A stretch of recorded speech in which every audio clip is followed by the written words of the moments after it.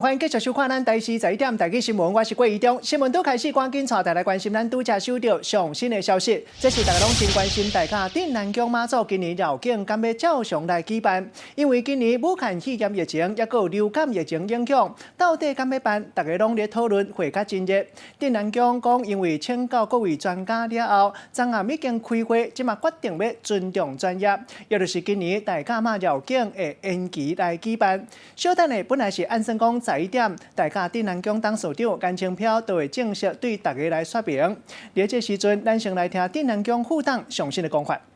咱建立这个进程吼，咱的这个防疫中心吼，包括咱所有各咱咱大甲镇南宫咱干事，伫咱政府路线，甲咱的各朋友，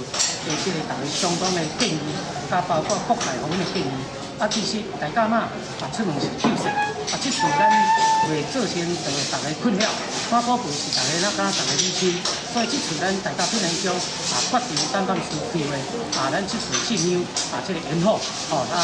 较后壁，等到这个疫情都稳定了，我们再来做进香人的关系，因为马祖庙是咧庇佑人的，所以大家国泰有一寡误会，因为大家妈伫正的15跋杯8年这个进香也是袂使等的，不过嘛爱相当爱较地方所有的这个53种的。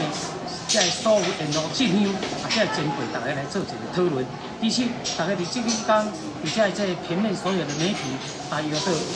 讲的不太紧张啦。其实大家拢爱台湾好，无人爱台湾歹。我们这是新的台湾，每一个主题拢爱做，所以咱大甲镇南宫特别嘛，即次所有的高活动都取消了，包括进香。